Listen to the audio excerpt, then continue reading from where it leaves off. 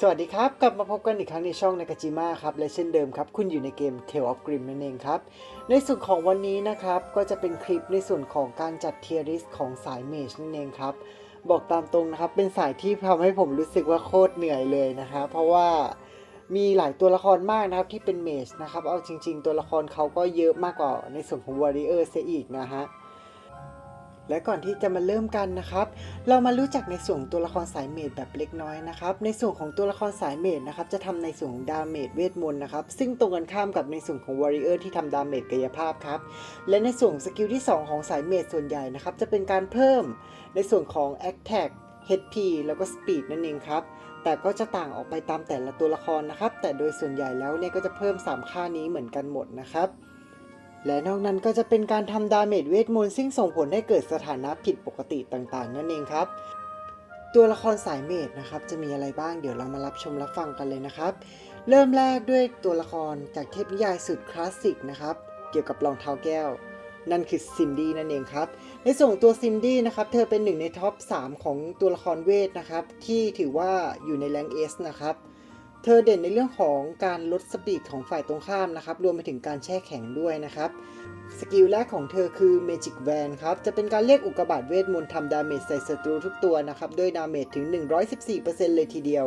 มีโอกาสทำให้ศัตรูติดสถานะสโลว์ดาวน์และส่งผลให้สปีดของอีกฝ่ายหนึ่งเนี่ยลดลง 15% เช่นเดียวกับในส่วนของอัตราคริติคอลที่จะลดลง 20% เป็นเวลาทั้งสิ้น2เทิร์นครับ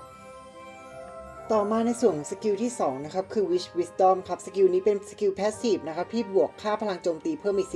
40% HP 20% แล้วก็ Control 10% ครับเพิ่มเติมให้นะครับในส่วนของ Control เนี่ยเป็นความสามารถในการควบคุมศัตรูนั่นเองครับส่งผลให้ศัตรูเนี่ยมีโอกาสติดสถานะกลุ่มควบคุมมากขึ้นนะครับเช่นแช่แข็งหรือว่ากลายเป็นหินนะครับส่วนสกิลที่3นะครับคือ Ice Feed ครับจะเป็นการโจมตีหมู่ทำดาเมจเวทมนต์ 146% โดยที่มีโอกาส 30% ทำให้อีกฝ่ายติดสโลว์ครับ แล้วก็ 40% ทำให้อีกฝ่ายติดฟรีซิ่งนั่นเองครับ ต่อมาครับคือ Magic Barrier ในส่วนสกิลนี้จะแบ่งเป็น2ส่วนนะครับส่วนแรกเนี่ยก็คือลดค่าความต้านทานสถานะสโลว์ดาวน์ลง 10% ทุกเทิร์นนะครับล้างผลไม่ได้ครับจนกว่าจะผ่านไป1เทิร์นนะครับซึ่งอันนี้ Activate ทุกเทิร์นครับส่วนในส่วนที่2นะครับก็คือใน2เทิร์นแรกเนี่ยจะทำการลดสปีดศัตรูทุกตัวลง 8% ครับล้างผลไม่ได้จนกว่าจะผ่านไป2เทิร์นครับ แล้วก็มาถึงตัวละครตัวที่2ครับเป็นตัวละครที่มีชื่อเสียงในโลกวรรณกรรมเป็นอย่างมากนะครับนอกจากนี้ยังถูกนำมาสร้างเป็นภาพยนตร์แล้วด้วยนะครับนั่นก็คือ Wonder Alice นั่นเองครับในส่วนน้องอลิซเองนะครับก็จะมีสกิลแรกนะครับในส่วนของ Magic Wonderland ครับทำดาเมจเวทโดยที่มีโอกาส 50% ทำให้ศัตรูติดสถานะ Electric Shock ครับซึ่งในส่วนของผลของสถานะนี้นะครับจะส่งผลให้ศัตรูเนี่ยเสีย HP 15% ของพลังโจมตีของผู้ไล่เป็นเวลาทั้งสิ้น2เทิร์นครับส่วนสกิลที่2เนี่ยคือ Dream Potion ครับทำการเพิ่มสแตทพื้นฐานอย่างพวกพลังโจมตี 40% HP 20% แล้วก็สปีด 60% ครับส่วนสกิลที่3เนี่ยเป็น Dream Storm ครับจะทำดาเมจแบบหมู่นะครับโจมตีรุนแรงถึง 156% เลยทีเดียวมีโอกาส 25% ที่จะทำให้ศัตรูติดสถานะซีลซึ่งส่งผลให้ Passive Skill เนี่ยไม่สามารถใช้งานได้แล้วก็การโจมตีใดๆของศัตรูจะไม่ติดคลิปเป็นเวลาทั้งสิ้น2เทิร์นครับส่วนเลข 45% คือความรุนแรงของธาตุ Dream Storm ในแต่ละระลอกนั่นเองครับสกิลที่4คือ Dream Realm ครับเป็น Passive Skill ที่สนับสนุนสกิล Dream Storm นั่นเองครับมีโอกาสทำให้ศัตรูติดสถานะชาหรือ Paralysis ส่งผลให้ไม่สามารถทำอะไรได้เป็นเวลาทั้งสิ้น2เทิร์นนะครับก็คือเทียบเท่ากับ Stun นั่นเองนะครับนอกจากนี้ยังทำในส่วน True Damage เพิ่มอีก 25% ครับต่อมาคือตัวละครที่3นะครับนั่นก็คือน้องกระต่ายบันนี่บายนั่นเองนะครับสกิลแรกของเธอเนี่ยคือ Flower b u l i e l ครับทำดาเมจเวทถึง 176% เลยนะครับใส่ศัตรู1แถวครับส่งผลให้ศัตรูแถวนั้นเนี่ยติดสถานะในส่วนของ Flower Vortex กับ Armor Penetration นะครับ Flower Vortex เนี่ยจะทำดาเมจเมื่อตอนสิ้นสุดเทิร์นเป็นเวลาทั้งสิ้น2เทิร์นนั่นเองครับโดยที่ดาเมจทั้งหมดเนี่ยจะคำนวณจากความเร็วของบันนี่บลายคูณด้วยในส่วนของเลเวลของบันนี่บลายแล้วก็หารด้วย13นะครับต่อมาเนี่ยในส่วน Armor Penetration ก็จะลดพลังป้องกันในส่วนศัตรูลง 30% เป็นเวลาทั้งสิ้น2เทิร์นเลยทีเดียวนะครับส่วนในส่วนของสกิลที่2ครับคือ Bright Blazing ครับจะทำการเพิ่มค่าพลังโจมตี 40% HP 20% และความเร็วหรือ Speed เนี่ย 60% ครับ โดยที่ความพิเศษของมันนะครับก็คือทุกครั้งที่ฝ่ายเราเนี่ยมีการเพิ่มสปีดนะครับเราก็จะได้ในส่วนของ Floral Spirit 1 แต้มครับซึ่งเก็บได้สูงสุด5 แต้มครับโดยที่1แต้มเนี่ยจะเพิ่มสปีด 2% แล้วก็พลังโจมตี 4% ในกรณีที่ทุกตัวในทีมเพิ่มสปีดโบนัสพร้อมกันนะครับเราจะได้แค่1แต้มเท่านั้นนะฮะในส่วนของสกิลที่3นั่นก็คือ Sea of Flower นั่นเองนะครับจะเป็นการทำดาเมจเวท 166% กับศัตรูพร้อมกับใส่สถานะ Flower Tornado ให้ครับซึ่งในส่วนของสถานะนี้จะส่งผลให้เกิดดาเมจกับศัตรูเป็นเวลาทั้งสิ้น2 เทิร์นไม่สามารถล้างผลได้ส่วนการคำนวณก็เช่นเดิมครับนำสปีดของบันนี่บายคูณกับเลเวลของบันนี่บายหารด้วย13นั่นเองครับโดยที่สกิลนี้นะครับจะมีโอกาสอีก 40% เลยทีเดียวนะครับที่จะใส่สถานะ Damage Amplification ใส่ศัตรูเป็นจำนวนทั้งสิ้น2 เทิร์นครับซึ่งส่งผลให้เราเนี่ยโจมตีศัตรูนั้นแรงขึ้นนั่นเองครับส่วนในส่วนของสกิลที่4นะครับนั่นก็คือ Flower Blade นั่นเองครับในส่วน Flower Blade เนี่ยเป็น Passive Skill รูปแบบหนึ่งที่จะส่งผลให้ในส่วนของการโจมตีปกติทำดาเมจโดยไม่สนใจค่าพลังป้องกันครับซึ่งดาเมจนี้สามารถติดคลีได้นอกจากนี้ก็ยังมีผลกับดาเมจโบนัสแล้วก็การต้านทานดาเมจด้วยนะครับ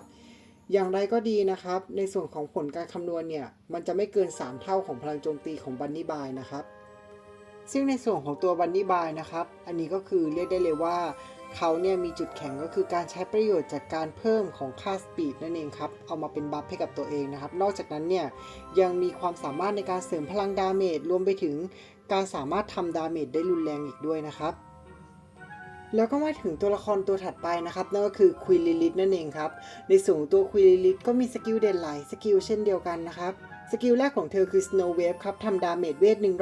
177% โดยที่มีโอกาสถึง 50% ที่ทำให้อีกฝ่ายติด Freezing ครับส่งผลให้อีกฝ่ายเนี่ยไม่สามารถทำอะไรได้เป็นเวลาทั้งสิ้น2 เทิร์นนะครับแต่ว่าอย่างไรก็ดีครับสกิลนี้ก็จะมีจุดอ่อนเล็กๆน้อยๆนะครับนั่นก็คือถ้าโดนตี3 ครั้งนะครับสถานะนี้ก็จะหายไปนั่นเองครับโดยที่การตีของลิลิกเนี่ยไม่นับนะครับสกิลที่2นะครับจะเป็น Passive Skill ที่บวกสแตทนะครับนั่นก็คือ HP 35% พลังโจมตี 15% แล้วก็สปีด 40 แต้มครับส่วนในส่วนสกิลที่3นะครับก็คือ Ice Cold Flame ครับจะทำดาเมจแบบหมู่ 126% โดยที่มีโอกาสถึง 40% ลดค่าต้านทานเวทลง 25% เป็นเวลาทั้งสิ้น2 เทิร์นครับและสกิลสุดท้ายก็คือ Arctic Breeze นะครับเป็น Passive Skill ที่ส่งผลให้มีโอกาส 25% ที่จะแช่แข็งศัตรูเมื่อทำการโจมตีนั่นเองครับโดยสรุปนะครับลิลิธจะเด่นในเรื่องของการโจมตีหมู่แล้วก็ Freezing นั่นเองครับมาดูที่ตัวละครตัวถัดมานะครับนั่นก็คือ Fairy Mary นั่นเองครับโดยสกิลแรกของเธอก็คือ Magic Vortex ครับจะเป็นการทำดาเมจเวทมนต์ 266% ใส่ศัตรูที่พลังโจมตีสูงสุดนอกจากนี้ยังมีโอกาสลดพลังป้องกันศัตรูลงถึง 30% เป็นเวลาทั้งสิ้น2 เทิร์นในส่วนสกิลที่2 Fairy Breath จะเป็น Passive Skill บวกสแตทปกติได้แก่ค่าพลังโจมตี 35% HP 20%แล้วก็สปีด 40% ในส่วนของสกิลที่3นะครับก็คือ Fairy Light ครับจะเป็นการทำดาเมจเวทแบบหมู่ 156% มีโอกาสถึง 60% ที่จะล้างบัฟฝ่ายตรงข้ามนะครับ1บัฟที่ถูกล้างไปก็จะทำดาเมจ 5% และเสียในส่วนของ Attack 3% เป็นเวลาทั้งสิ้น1 เทิร์นครับในส่วนของสกิลสุดท้ายนะครับนั่นคือ Powerful Whirlpool ครับซึ่งจะส่งผลให้เมื่อใช้ท่า Magic Vortex หรือท่าที่1นั่นเองครับจะมีโอกาส 60% ทำการกระจายดาเมจใส่ศัตรู2 ตัวแล้วมีโอกาสอีก 50% ที่จะทำให้ติดสถานะ Electric Shock ครับแล้วก็มาถึงในส่วนของตัวละครที่แสนจะป๊อปปูล่านะครับแล้วก็เป็นตัวละครเริ่มต้นสำหรับใครหลายๆคนนั่นก็คือน้องบิทนี่นั่นเองครับสกิลแรกของเธอบอมนะครับจะทำการโจมตีด้วยดาเมจ 140%ถ้าอีกฝ่ายหนึ่งเนี่ย HP มากกว่า 60% จะเพิ่มดาเมจไปอีก 30% แล้วก็มีโอกาส 60% ด้วยนะครับที่จะติดสถานะเบิร์นส่งผลให้เสีย HP นั่นเองครับสกิลที่2 Flame Breathจะเป็นการเพิ่มค่าสแตทปกติครับได้แก่ค่าพลังโจมตี 40% HP 20% แล้วก็สปีด 30 แต้มนะครับแล้วก็มาถึงในส่วนของสกิลไฮไลท์ของเธอนะครับสกิลที่3ก็คือ Heavy Bomb ครับจะเป็นการทำดาเมจเวท 130% แบบหมู่ส่งผลให้ศัตรูที่ติด Burning เนี่ยมีโอกาสติดคลิปไปถึง 60% เลยทีเดียวนอกจากนี้เนี่ยจะทำดาเมจเพิ่ม 5% กับศัตรูที่ HP ต่ำสุดด้วยนะฮะถ้าฝ่ายตรงข้ามใน HP น้อยกว่า 25% ก็จะทำการสังหารทิ้งทันทีโดยที่ไม่สนใจค่าพลังป้องกันหรือดาเมจแชร์รวมไปถึงโล่ด้วยนะครับ โดยที่ในส่วนของท่านี้ดาเมจจะเท่ากับ 25% ของ HP ของตัวละครที่เราจะสังหารนะครับแต่ว่าอย่างไรก็ดีเนี่ยถ้าผลคำนวณออกมาแล้วเนี่ยมันจะต้องไม่เกินในส่วนของ4เท่าของพลังโจมตีบิทนี่นะครับไม่งั้นก็อาจจะไม่สามารถฆ่าได้ในทีเดียวนั่นเองครับก็ถือเรียกได้ว่าเป็นการโจมตี follow up อีกรอบหนึ่งนะฮะส่วนในส่วนสกิลที่4นะครับ Pyromania นะครับจะทำการโจมตีศัตรูที่มีสถานะ Burning แล้วก็ Flaming รุนแรงขึ้นถึง 20% เลยทีเดียวครับโอเคครับก็จบไปแล้วนะครับในส่วนของน้องบิทนี่นั่นเองครับตัวละครตัวต่อมานั่นคือลาเวนเมานั่นเองนะครับในส่วนลาเวนเมานะครับก็มีสกิลเด่นๆหลายสกิลนะครับเช่นในส่วนของ Pyro Incarnation นะครับซึ่งจะทำในส่วนของดาเมจเวท 256% นะครับส่งผลให้อีกฝ่ายนึงเนี่ยติดสถานะ Healing Decrease หรือว่า Heal ลด 30% 2 เทิร์นเลยทีเดียวนะฮะนอกจากนั้นเนี่ยยังลดอัตราการต้านทานเวท 20% 2 เทิร์นด้วยนะครับส่วนสกิลที่2ของเขาเนี่ยก็คือ Raven Curse ครับจะเป็นการเพิ่มอัตราการโจมตี 35% แล้วก็ HP อีก 15% ครับสกิลที่3เนี่ยคือ Seven Raven ครับจะทำดาเมจหมู่ 176% ใส่ศัตรูทั้งสิ้น3ตัวแถวกลางแล้วก็หลังนะฮะถ้าสปีดของศัตรูเนี่ยต่ำกว่าก็จะทำการเพิ่มอัตราคริ 30% นอกจากนี้นะครับก็จะทำการเพิ่มดาเมจอีก 20% ด้วยครับส่วนสกิลสุดท้ายของเขาคือโคบัตครับคือถ้าศัตรูเนี่ยมี HP มากกว่า 60% จะทำการเพิ่มดาเมจอีก 25%ถ้ากรณีที่ศัตรูเนี่ย HP ต่ำกว่า 60% ก็จะมีโอกาส 70% ที่ทำให้อีกฝ่ายหนึ่งเนี่ยติดสถานะ Armor Penetration นะครับส่งผลให้ค่าพลังป้องกันเนี่ยลดลงถึง 30% เป็นเวลาทั้งสิ้น 2 เทิร์นเลยทีเดียวนะครับถือว่าเป็นตัวละครที่มีความเด่นในเรื่องของ Healing Decrease นะครับหรือลดอัตราการ heal แล้วก็ในส่วนของ Armor Penetration หรือว่าการเจาะเกราะนั่นเองครับแล้วก็มาถึงในส่วนของตัวละครสายความมืดนะครับจากเรื่องเจ้าหญิงนิทรานั่นก็คือคาราโบเซ่นั่นเองครับสกิลแรกของเธอเนี่ยคือ Black Dragon Flame ครับเป็นการโจมตีหมู่ด้วยดาเมจ 96% โดยที่การโจมตีนี้นะครับมีโอกาส 40% ที่จะลดการต้านทานเวทลง 20% เป็นเวลาทั้งสิ้น 2 เทิร์นครับนอกจากนี้เนี่ยการโจมตีนี้ยังส่งผลให้ติดสถานะ Curse 1 แต้มครับส่งผลให้เสีย HP โดยในดาเมจเนี่ยจะคำนวณจาก 30% ของพลังโจมตีของคาราโบเซ่ครับแล้วก็ในส่วนของสถานะเคิร์สเนี้ยสามารถสะสมได้ครับนอกจากนี้นะครับยังมีโอกาสอีก 25% นะครับที่จะทำให้ติดในส่วนของเคิร์สซ้อนนะครับในเทิร์นนั้นเลยนะครับอีก1แต้มนั่นเองครับส่วนสกิลที่2เนี่ยก็คือ Dragon Soul ครับจะเป็นการเพิ่มพลังโจมตี 35% HP 15% แล้วก็การต้านทาน 10% ครับซึ่งเป็น Passive Skill นั่นเองครับส่วนสกิลที่3เนี่ยเป็น Darkest Demon Flame ครับ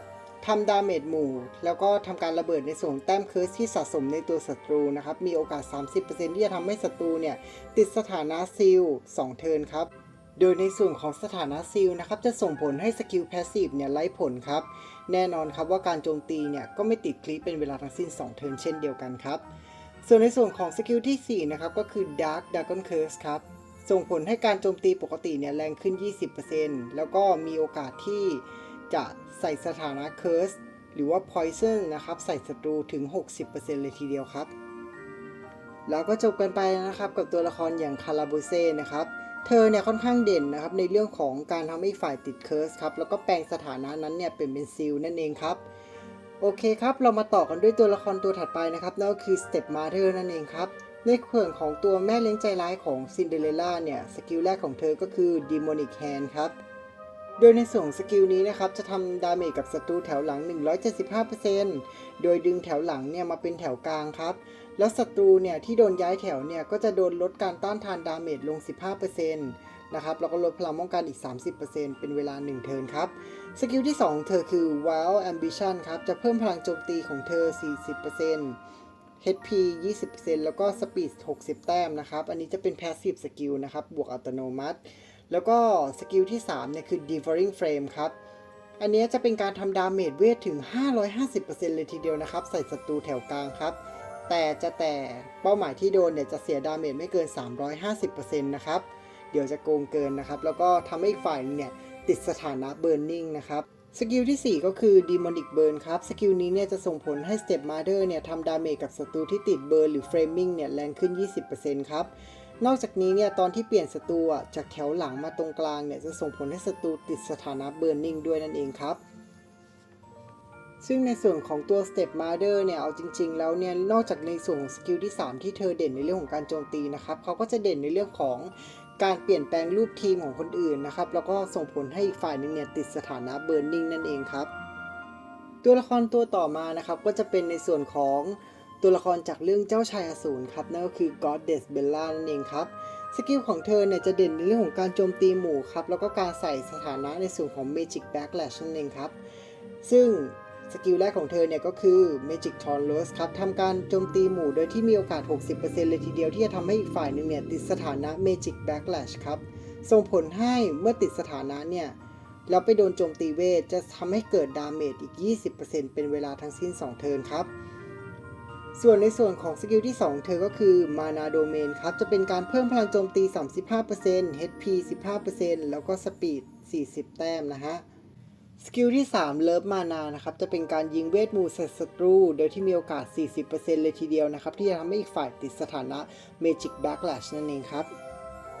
และสกิลที่4นะครับเป็น Passive Skill นั่นเองครับซึ่งจะส่งผลให้เกิดความแรงจากดาเมจของ Magic Backlash เพิ่มอีก 20% แล้วก็เพิ่มในส่วนของอัตราคริติคอลเนี่ย 20% เมื่อโจมตีใส่ศัตรูที่มีสถานะ Magic Backlash นั่นเองครับก็ถือว่าเป็นตัวละครที่เราว่าทาง Developer พยายามจะหาอะไรใหม่ๆมาใส่ในเกมนะครับแต่ว่าเสียอยู่อย่างเดียวก็คือในส่วน Magic Backlash เนี่ยตอนนี้คือทั้งตัวละครทั้งหมดเนี่ยมีตัวละครอยู่แค่ตัวนี้ตัวเดียวนะครับที่มีสถานะนี้นะครับมันก็เลยอาจจะยังไม่แข็งแกร่งอะไรมากมายนะครับณตอนนี้นะครับตัวละครตัวถัดไปนะครับเป็นธาตุความมืดจากเรื่อง Snow White นั่นเองครับนั่นก็คือ Wicked Hack นั่นเองครับสกิลแรกของเธอเนี่ยก็คือ Death Rate ครับจะทำดาเมจใส่ศัตรู3ตัวที่มีสปีดสูงสุดโดยที่มีโอกาส 70% ทำให้ศัตรูติดสถานะ Curse นอกจากนั้นเนี่ยยังลดพลังป้องกันของศัตรูลง 20% แล้วก็ลดคิดเรทลง 10% เป็นเวลาทั้งสิ้น 2 เทิร์นครับสกิลที่2ของเธอคือ Maris Incarnation ครับเป็น Passive สกิลที่จะเพิ่มพลังโจมตี 30% แล้วก็ HP 15% ครับส่วนสกิลที่3คือ Curse of Poisonous Food ครับจะเป็นการทำดาเมจเวท 186% มีโอกาส 60% ที่จะทำให้ติดสถานะ Poison ครับแล้วก็จะตีศัตรูที่ติดคำสาปแรงขึ้น 35% ด้วยครับก็จบไปแล้วนะครับในส่วนตัวละคร Wicked Hack นะครับถือเป็นอีกตัวละครหนึ่งที่เรียกได้เลยว่าโจมตีแรงนะครับแล้วก็เราชอบที่เขามีสถานะผิดปกติในส่วนของ Poison ด้วยนะครับถึงเขาจะเป็นในส่วนตัวละคร Epic นั่นเองครับโอเคครับเรามาดูตัวละครตัวถัดไปนะครับนั่นก็คือ Emerald Mage นะครับ Emerald Mage เนี่ยจะมีความสามารถพิเศษในเรื่องของการทำให้ฝ่ายหนึ่งในการเป็นหินแล้วก็สถานะเลือดออกนั่นเองครับโดยที่มาดูกันที่สกิลแรกของเธอนะครับนั่นก็คือ Eroding Sand นะครับจะส่งผลให้ทำดาเมจใส่ศัตรู2ตัวนะครับที่มีสปีดสูงสุดโดยที่มีโอกาสถึง 40% ทำให้อีกฝ่ายหนึ่งเนี่ยติดสถานะกลายเป็นหินนะครับคือสถานะกลายเป็นหินเนี่ยมันจะส่งผลให้ต้านทานกายภาพเนี่ยเพิ่มขึ้น 10% นะครับแต่ว่าอย่างไรก็ดีเนี่ยมันลดต้านทานเวทลง 10% นะครับมันก็หมายความว่าตัวละครที่เป็นเมจจะโจมตีกลุ่มเป้าหมายที่เป็นหินเนี่ยรุนแรงขึ้นนั่นเองครับแล้วก็นอกจากนี้นะครับยังลดพลังป้องกัน 30% เป็นเวลาทั้งสิ้น 2 เทิร์นด้วยครับสกิลที่2ของเธอคือ Magic Proficiency ครับจะทำการเพิ่มในส่วนของพลังโจมตี 30% แล้วก็ HP 15% แบบ Passive นั่นเองครับส่วนสกิลที่3เนี่ยคือการโจมตีหมู่แถวหน้าแล้วก็แถวกลางทำดาเมจ 196% โดยที่มีโอกาส 60% ทำให้อีกฝ่ายติดสถานะเลือดออกหรือว่า Bleeding นั่นเองครับซึ่งท่านี้นะครับจะทำดาเมจกับศัตรูที่เป็น Warrior รุนแรงเพิ่มขึ้นอีก 30% ครับแล้วก็มาถึงตัวละครตัวสุดท้ายของเรานะครับนั่นก็คือน้องแอนนั่นเองครับในส่วนตัวน้องแอนเนี่ยจะมีความสามารถพิเศษก็คือทำให้ฝ่ายติดสถานะ Burning แล้วก็นอกจากนั้นก็จะเป็นการลดอัตราคริติคอลของศัตรูลงนะครับสกิลแรกของเธอก็คือ Depth Aphagy นะครับในส่วนสกิลนี้เนี่ยจะส่งผลให้เกิดดาเมจหมู่แถวหน้าแล้วก็กลางครับส่งผลให้มีโอกาส 75% เลยทีเดียวที่จะทำให้ศัตรูติดสถานะเบิร์นสกิลที่2เธอเป็น Passive สกิลทั่วไปนั่นก็คือ Soul Fire นะครับจะทำการเพิ่ม Attack 35% HP 15% ครับสกิลที่3เนี่ยก็คือ Magic Mash นะครับจะเป็นการยิงเวทใส่ศัตรู3ตัวแบบสุ่มทำดาเมจ 196% ครับแล้วก็จะเล็งศัตรูที่มีสถานะ Flaming กับ Burning ก่อนเป็นอันดับแรกครับ โดยที่ตัวที่โดนโจมตีจะลดอัตราในส่วนที่เข้าลง 20% เป็นเวลาทั้งสิ้น 2 เทิร์นครับแล้วก็นอกจากนี้อาจจะส่งผลให้ติดสถานะปลายนะครับซึ่งส่งผลให้ฮิตเรทเนี่ยลดลง 10% เป็นเวลา 2 เทิร์นครับส่วนสกิลสุดท้ายของเธอนะครับเป็น Passive Skill นั่นก็คือ Flame Control ครับส่งผลให้เมื่อเธอโจมตีคนที่ติดสถานะ Burning หรือ Flaming เนี่ยจะรุนแรงขึ้น 30% เลยทีเดียวนะครับพร้อมเพิ่มอัตราคีไปอีก 30% เช่นกันนะครับถือว่าโหดเลยทีเดียวนะครับสำหรับตัวละครสายไฟที่อยู่ระดับรีจีนนะฮะนอกจากนี้นะครับการโจมตีปกติเนี่ยก็จะเล็งในส่วนของคนที่ติดสถานะ Burning หรือว่า Flaming ก่อนเป็นอันดับแรกด้วยนะครับและแล้วนะครับก็มาถึงในส่วนที่ทุกคนรอคอยนั่นก็คือเชียริสตัวละครสายเมจนั่นเองครับเรามาเริ่มกันด้วยในส่วนของแรงซีนะครับแรงซีเนี่ยมีตัวละครอีพิกทั้ง2ตัวนะครับนั่นก็คือ Wicked Hack นะครับแล้วก็ Emerald Mage นั่นเองครับ2ตัวนี้มีข้อจำกัดทางด้านการเจริญเติบโตครับแล้วเขาก็ตันที่9ดาวนั่นเองครับส่วนสแตทเองเนี่ยโดยรวมก็ต่ำกว่าในส่วนของระดับมิดแล้วก็รีจีนนะครับนั่นคือส่งผลให้เขา2คนเนี่ยอยู่ในแรงซีนั่นเองครับส่วนตัวละครตัวถัดมานะครับนั่นก็คือน้องแอนนั่นเองนะครับในส่วนตัวน้องแอนเนี่ยหากเปรียบเทียบค่าสแตทโดยรวมถือว่าต่ำครับและสกิลที่มีผลให้ติดเบิร์นนิ่งเองเนี่ยก็มีเพียงสกิลแรกเท่านั้นเองนะครับโดยรวมแล้วเนี่ยอาจจะไม่ค่อยโดดเด่นเท่าไหร่นะครับนอกจากในส่วนของการเล็งเป้าหมายที่ติดเบิร์นนิ่งหรือว่าเฟรมมิ่งก่อนเป็นอันดับแรกนะครับแล้วก็ทำดาเมจรุนแรงขึ้นก็เท่านั้นเองครับนั่นจึงส่งผลให้เธออยู่แรงซีนะครับแล้วก็มีอีกตัวละครหนึ่งนะครับถือว่าเป็นตัวละครที่น่าสนใจมากเลยนั่นคือ Goddess Bella ครับเพราะว่าสกิลของเธอเนี่ยเรียกได้เลยว่ามีตัวละครเดียวในเกมนะครับที่ทำให้ติดสถานะนี้นั่นเองครับโดยเบื้องต้นเนี่ยผมก็ชอบในส่วนดีไซน์นะครับเพราะว่าดีไซน์ของเธอเนี่ยสวยงามมากพอๆกับน้องแอนเลยนะครับอย่างไรก็ดีนะครับพอเรามาวิเคราะห์ในส่วนของตัวสกิลเธอเนี่ยโดย Magic Backlash นะครับเมื่อศัตรูติดและถูกโจมตีด้วยดาเมจเวทมนต์จะโดนดาเมจเวทนั้นๆเนี่ยแถมไปอีก 20% ครับซึ่งสกิลนี้มีผล2เทิร์นนะครับอย่างไรก็ดีเนี่ยค่าสแตทพื้นฐานของเบลล่าเนี่ยถือได้เร็วนะครับว่าค่อนข้างต่ำและนั่นนะครับมันก็ส่งผลให้ตัว Magic Backlash เนี่ยอาจจะไม่โดดเด่นมากนะเพราะคุณอาจจะต้องจัดทีมทั้งหมดให้เป็นในส่วนตัวละครที่ทำดาเมจเวทครับถ้าสมมุติว่าเป็นดาเมจกายภาพไปโดนสกิลนี้นะครับมันก็ไม่ส่งผลอะไรนั่นเองครับนอกจากนี้นะครับก็ยังมีสถานะอย่างในส่วนของ Damage Amplify อีกนะครับซึ่งพอมาเทียบกับในส่วนของในส่วน Magic Backlash เนี่ยมันเลยดูน่าสนใจน้อยลงไปอีกนะครับเพราะ Damage Amplify เนี่ยมัน 30% นะครับส่วนในส่วน Backlash เนี่ยแค่ 20% นะครับถึงมันจะมีบัฟเสริมจากในส่วนสกิลของเบลล่าที่เพิ่มจาก 20% เป็น 40% แล้วก็ตามนะครับแต่ว่าก็ถือว่ายากอยู่ดีนะครับถ้าจะจัดแต่ว่าถ้าถามว่าจะจัดได้ไหมจัดได้ครับนั่นคือส่งผลให้ตัวละครเบลล่านะครับจากค่าสแตทอะไรก็ตามแต่เนี่ยเธอเลยอยู่ในส่วนของแรง4นั่นเองครับต่อมาในส่วนของแรงดีนะครับเริ่มด้วยในส่วนของน้องบริตนี่นะครับเธอมีสแตทที่โดดเด่นครับอย่าง HP แล้วก็ค่าพลังโจมตีนั่นเองครับอัตราการติดสถานะผิดปกติอย่าง Burning เนี่ยอยู่ที่ 60% พร้อมกับสกิลที่3อย่าง Heavy Bomb ซึ่งส่งผลให้เธอเนี่ยค่อนข้างโดดเด่นเลยทีเดียวนะครับเพราะสกิลนี้นั่นเองครับในกรณีที่อีกฝ่าย HP ต่ำกว่า 25% จะทำการสังหารทันทีโดยดาเมจที่ทำเนี่ยจะเท่ากับ HP 25% ของเป้าหมายแต่ไม่เกิน4เท่าของพลังโจมตีของบริตนี่ครับคือแม้จะมีความโดดเด่นนี้แต่ว่าในส่วนของสายเมจเนี่ยควรจะมีค่าสถานะในรูปแบบของการป่วนแล้วก็การควบคุมด้วยครับนั่นคือเหตุผลที่ทำไมเธออาจจะอยู่ในแรงนี้นะครับแต่ถ้าถามว่าในเชิงของการต่อสู้เนี่ยเธอสามารถใช้งานได้ไหมเธอก็ใช้งานได้เช่นเดียวกันครับเช่นเดียวกับอีกตัวละครหนึ่งครับก็คือราเวนมาลนั่นเองครับเขามีสกิลป่วนที่น่าสนใจมากเลยนะครับนั่นก็คือลดอัตราการฮิล 30% ครับแล้วก็ลดค่าต้านทานเวทมนต์รวมไปถึงใส่สถานะผิดปกติอย่างในส่วนของ Armor Penetration นะครับซึ่งส่งผลให้การป้องกันของอีกฝ่ายเนี่ยลดลงถึง 30% เลยทีเดียวนะครับเขามีข้อเสียอย่างเดียวครับคือค่าสแตทของเขาเนี่ยจะไม่ค่อยสูงมากนะครับแล้วก็ค่อนข้างเปราะบางในเวลาต่อสู้แต่อย่างไรก็ดีเนี่ยเขาเป็นตัวดีบัฟที่ดีนะครับจึงอยู่ในแรงนี้ครับแล้วก็มาถึงตัวละครอีกตัวนึงนะครับนั่นก็คือคาราโบเซ่นั่นเองครับสำหรับตัวละครนี้เนี่ยเรียกได้เลยว่าค่าสแตทของเธอเนี่ยอยู่ในเกณฑ์ที่เรียกว่าดีเลยนะครับเพราะว่าเขาเป็นธาตุความมืดนั่นเองนะครับที่พูดแบบนี้ก็เป็นเพราะว่าธาตุความมืดส่วนใหญ่นะครับรวมไปถึงธาตุแสงสว่างด้วยนะครับค่าสแตทเขาจะค่อนข้างดีเลยทีเดียวนะครับแต่อย่างไรก็ดีครับเธอมีข้อเสียในเรื่องของการติดโค้ชของเธอนั่นเองครับที่ค่อนข้างต่ำนะครับคือถ้าจะใช้ก็แนะนำว่าใช้กับตัวละครที่เป็นสายคำสาปเหมือนกันนะครับเช่นงอคงก็ได้หรือว่าจะเป็นในส่วนของตัวดักไนท์ก็ได้นะครับอาจจะช่วยให้ในส่วนตัวคาราโบเซ่โดดเด่นขึ้นนะครับส่วนที่ดีที่สุดของเธอเนี่ยก็คือมีโอกาส 30% ทำให้ติดสถานะซีลนะครับ อันนี้ก็คือทั้งหมดในส่วนของตัวเธอนะครับแต่คิดว่าในส่วนของตัวสกิลเนี่ยเป็นเหตุผลที่ทำไมเธอมาอยู่ในส่วนแรงซีนะครับแล้วก็อีกตัวละครหนึ่งนะครับที่น่าสนใจมากนะครับในเรื่องของการเปลี่ยน formation ศัตรูนะครับนั่นก็คือ Step Mother นั่นเองครับเธอมีท่าที่3ที่รุนแรงครับแต่ก็นั่นแหละครับเพดานของดาเมจเนี่ยมันดันตันอยู่ที่ 350% นะครับจะเป็น550ไม่ได้ครับแต่อย่างตามที่ในส่วนของสกิลนี้โมนะครับนอกจากนี้ส่วนของตัวนี้ก็ยังมีในส่วนสถานะ Burning นะครับที่พอจะหวังได้แต่ก็ไม่ได้เด่นอะไรมากนักนะครับส่วนในเรื่องของ formation change เนี่ยถ้าจะใช้อาจจะต้อง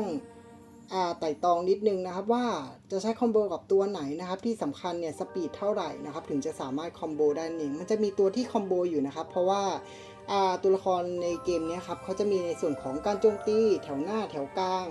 การโจมตีแถวที่มากที่สุดอะไรแบบนี้ครับซึ่งคุณจะต้องสังเกตเอาในส่วนของตัวสกิลของตัวละครนะครับต่อมานะครับก็จะเป็น2ตัวละครนะครับในแรง A นั่นก็คือ Fairy Mary แล้วก็ Queen Lilith นั่นเองครับซึ่ง2ตัวนี้ผมมองว่าเหมาะกับแรง A แล้วนะครับ Queen Lilith เนี่ยค่าสแตทแล้วก็ค่าพลังโจมตีเขาไม่สูงมากครับแต่ก็ยังสามารถหวังที่จะทำให้ศัตรูเนี่ยติดสถานะ Freezing ได้ครับจากแพสซีฟสกิลที่4ของเธอนะครับก็จะส่งผลให้ทุกการโจมตีมีโอกาส 25% ที่จะแค่แข่งศัตรูนั่นเองครับส่วนในส่วนของตัว Fairy Mary นะครับค่าสแตทเธอเนี่ยถือว่าสูงเลยทีเดียวพร้อมกับสกิลสุดป่วนของเธอนะครับนั่นคือ Fairy Light นั่นเองครับส่งผลให้อีกฝ่ายเนี่ยจะโดนล้างบัฟที่เขามีนะครับไปถึง 60% เลยทีเดียวนอกจากนั้นเนี่ยยังเสียในส่วน HP ตามบัฟที่โดนล้างไปด้วยนะครับนอกจากนี้นะครับเขายังมีในส่วนของสกิลที่สามารถสร้างสถานะผิดปกติอย่าง Electric Shock ได้นะครับก็จะส่งผลให้อีกฝ่ายหนึ่งเสีย HP นะครับเป็นสกิลที่4ของเธอนั่นเองนะครับโดยมีโอกาสถึง 50% เลยทีเดียวครับตัวละครตัวถัดมานะครับนั่นก็คือ Bunny Blind นั่นเองครับสถานะผิดปกติของเธอค่อนข้างพิเศษเลยทีเดียวนะครับเพราะว่าสามารถสร้างดาเมจได้อย่างมหาศาลนอกจากนี้นะครับยังสามารถบัฟตัวเองได้นะครับหากกรณีที่มีการเพิ่มสปีดของตัวละครในทีมนะครับแล้วก็ยังมีในส่วนของสกิลเจาะเกราะนะครับที่ลดพลังป้องกันศัตรูนะครับไปถึง 30% แล้วก็ยังมีในส่วนของ Damage Amplification ซึ่งส่งผลให้เราโจมตีศัตรูแรงขึ้น 30% ด้วยนะครับถือเป็นตัวละครที่น่าสนใจเลยทีเดียวนะครับนอกจากนั้นเนี่ยก็จะมีอีก2ตัวละครนะครับก็คือ Cindy กับ Wonder Lich นะครับ2ตัวละครนี้จะอยู่ในส่วนของระดับ S ก็ไม่แปลกนะครับเพราะว่า Cindy สามารถทำในส่วนของการดาเมจหมู่ได้นะครับซึ่งคู่กับสกิลแพสซีฟที่4ของเธอเนี่ยยังไงค่าสปีดของศัตรูก็ลดครับแบบไม่มีเงื่อนไขเลยทีเดียวนะฮะส่วนตัวละครที่สามารถเลี่ยงผลของเธอได้ก็มีอยู่แค่ตัวเดียวนะครับนั่นคือ Little Prince นะครับซึ่งท่าแรกของเขาเนี่ยจะส่งผลให้ตัวเองโจมตีก่อนโดยไม่สนค่าสปีดนะครับนอกจากนั้นนะครับในส่วนของซินดี้เนี่ยยังสามารถควบคุมศัตรูได้โดยสถานะฟรีซของเธอนั่นเองครับซึ่งมีโอกาสถึง 30% เลยทีเดียวนะครับส่วนในส่วนของน้องอลิชนะครับหากติดสถานะซีลนะครับเธอคือตัวเนิร์ฟปริ้นชามดีๆนี่เองนะครับเพราะว่าส่งผลให้แพสซีฟสกิลเนี่ยไม่สามารถทำงานได้นะครับแล้วปริ้นชามเนี่ยแพสซีฟสกิลของเขามี3ตัวนะครับในขณะที่สกิลแอคทีฟมีอยู่แค่สกิลเดียวนั่นเองครับจากสกิลที่3นะครับ Dream Storm เนี่ยจะมีโอกาสอีก 25% ที่ทำให้ศัตรูติดสถานะซีลนะครับแล้วก็นอกจากนี้ครับยังมีในส่วนสกิลเสริมที่จะช่วยหยุดในส่วนการเคลื่อนไหวศัตรูได้ด้วยนะครับนั่นก็คือสกิลที่4นะครับดีมเรียมนั่นเองนะครับส่งผลให้อีกฝ่ายติดพาราซิสนั่นเองครับโดยจากข้อมูลที่กล่าวมานะครับอันดับของตัวละครนะครับในเทียร์ลิสต์ของผมก็เลยเปลี่ยนไปเป็นดังนี้นะครับทีนี้เนี่ยผมจัดอันดับโดยเนี่ยแทบเรียกได้เลยว่าไม่ต่างอะไรของเก่านะครับแต่ว่าจะต่างกันอย่างเดียวก็คือน้องบันนี่บลายนะครับเพราะว่าผมให้เขาอยู่ในส่วนแรง A ไปเลยนะครับทีนี้เนี่ยจากการเปรียบเทียบตัวละครนะครับที่มีความสามารถในเรื่องของการเจาะเกาะเหมือนกันนะครับก็คือเปรียบเทียบกับลาเวนมาลนั่นเองครับผมมองว่าเธอสามารถเจาะเกาะได้เพิ่มบัฟได้นะครับและที่สำคัญในความสามารถของเธอเนี่ยเป็นสถานะผิดปกติที่ค่อนข้างโดดเด่นเลยทีเดียวก็คือ Flower Vortex กับFlower Tornado นะครับซึ่งนับได้เลยว่าโดดเด่นครับเพราะว่าการโจมตีดาเมจเนี่ยมันจะค่อนข้างเยอะนะครับซึ่งตอนแรกผมก็ลังเลนะครับว่าจะให้เขาไปอยู่แรง A หรือว่าแรง B ดีนะครับแต่ผมก็ตัดสินใจครับตัดให้เธออยู่แรง A นะครับเพราะว่าเธอเป็นเมจสายบัฟแล้วก็ทำดาเมจนะครับรวมถึงสามารถทำดีบัฟได้ด้วยนะครับโดยที่มีโอกาส 40% ที่ทำให้ศัตรูติดดาเมจแอมพลิฟายนะครับแล้วก็นอกจากนี้ยังมีโอกาสที่ทำให้ฝ่ายนึงติดสถานะ Armor Penetration ได้ซึ่ง2สถานะเนี้ยโดยรวมแล้วเนี่ยมันเป็นประโยชน์ในการซัพพอร์ตทีมแล้วก็สามารถทำดาเมจได้ดีด้วยนะครับนอกจากนี้เนี่ยสถานะผิดปกติของเธออย่าง Flower Tornado เนี่ยมันก็ลบล้างไม่ได้ครับแถมยังมีผล2เทิร์นด้วยนะครับส่วนสถานะในส่วน Flower Vortex เนี่ยลบล้างได้นะครับ โดยที่มีตัวละครที่มีอยู่ตัวเดียวเองนะครับเท่าที่ผมสังเกตเนี่ยที่สามารถต้านทานสถานะผิดปกติได้นั่นก็คือราพันเซลนั่นเองครับทีนี้ผมก็เลยจัดให้เธออยู่แรงนี้ไปเลยละกันนะครับเพราะว่าด้วยความสามารถอะไรของเธอนะครับซึ่งมันจะต่างกับในส่วนของตัวหลักนะครับที่เขาทำออกมาแล้วเขาบอกว่าในส่วนของระยะแรกของเกมจัดให้บันดี้บายอยู่ในส่วนของแรง S นะครับแล้วก็ต่อมาเนี่ยก็จัดให้อยู่ในส่วนของแรง B นั่นเองครับคือที่ผมไม่จัดให้เขาอยู่2อันนี้เพราะว่าสกิลของเขาแล้วก็สแตทโดยรวมของเขานะครับแต่ว่าถ้าถามว่าทำไมผมไม่เอาเขาไปอยู่แรง S ล่ะผมก็พูดตรงๆเลยนะครับเพราะว่าสแตทของเขามันไม่ได้ดีขนาดนั้นนะครับที่จะให้เขาไปอยู่ในส่วนของแรง S ครับถ้าเทียบกับ2ตัวละครอย่างซินดี้หรือว่าในส่วนของอีกตัวละครหนึ่งก็คืออลิชเขายังถือว่ายังไม่อยู่ในระดับนั้นนั่นเองครับสุดท้ายนี้นะครับการจัดอันดับใดๆนะครับที่ผมทำขึ้นมาเนี่ยมันมีการอ้างในส่วนสกิลแล้วค่าสแตทนะครับแล้วก็ที่สำคัญเนี่ยมันเป็นเพียงความเห็นของผมที่เป็นเพลเยอร์คนหนึ่งเท่านั้นนะครับอย่างไรก็ดีนะครับเพื่อนๆสามารถแสดงความเห็นได้นะครับเพราะว่าผมเชื่อว่าเพลเยอร์แต่ละคนเนี่ยก็จะมีแนวทางการเล่นแล้วก็จุดเด่นที่ต่างกันนั่นเองครับแล้วก็หลังจากคลิปนี้อาจจะค่อยๆทยอยออกคลิปนะครับอาจจะไม่ได้ออกรัวแบบนี้นะครับเนื่องจากว่ามันใกล้สอบนั่นเองนะครับแล้วก็เดือนมกราคมนี้เรียกได้เลยว่าเป็นเทศกาลสอบเลยทีเดียวนะครับนอกจากนี้นะครับในส่วนคลิปต่อไปเนี่ยก็จะเป็นในส่วนของ Talent ตัวละครนั่นเองครับหรือว่าที่คุณใช้ในส่วนตัวหินรูนมาเรียนทักษะนั่นแหละครับก็จะเป็นคลิปอธิบายในส่วนของตรงนั้นนะครับแล้วก็เป็นการทำตามรีเควสต์นะครับของคนที่มาชมใน Facebook นะครับแต่ว่าตอนนี้ผมหาคอมเมนต์เขาไม่เจอแล้วนะครับก็ไม่รู้ว่าอยู่ไหนแล้วนะฮะอย่างไรก็ดีนะครับหากชอบคลิปนี้นะครับรบกวนกดไลค์เป็นกำลังใจให้กันด้วยนะครับแล้วก็ขอบคุณเพื่อนๆทุกคนนะครับที่เข้ามารับชมรับฟังสวัสดีครับ